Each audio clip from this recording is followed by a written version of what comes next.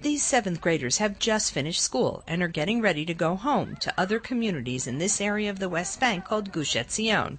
A few stick out their fingers for a ride until their teacher stops them and tells them to wait for the next bus, 2 hours from now. Gavriel Gimpel says he's sad and angry about what happened, and the Israeli army must do more to find the boys.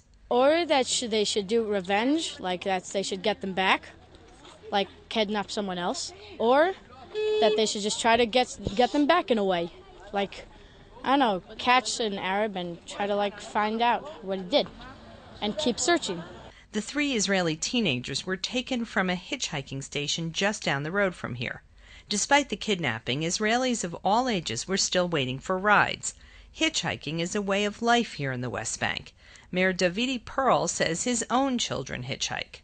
Part of the problem, he says, is it's almost impossible to get from one community to the other within this block called Gush Etzion. Sharon Katz, a theater director, says she lets her sons hitchhike, but not her daughter. I told my daughter when she started going to school outside of town that she is not allowed to hitchhike. I told her, no matter where you are to call me and I'll pick you up. If you can't get a bus, I'll pick you up.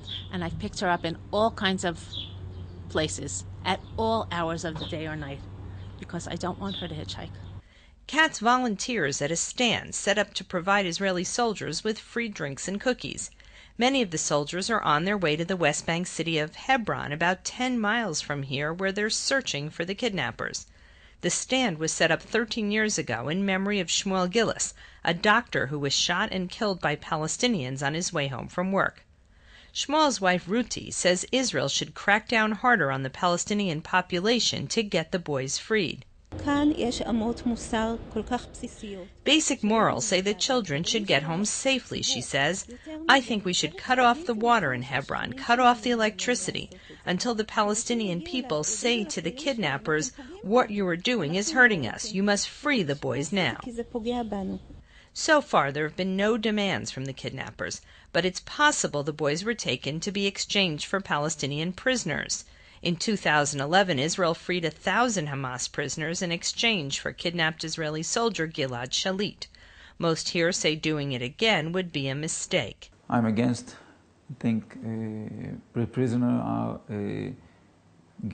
coming back to the terror and they returning to do another acts against Israel, against the people, and when they all over the places. And it doesn't help, never helped.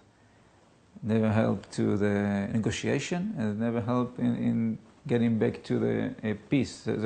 All of them coming back to terror. It would be a terrible thing if they do that. Why?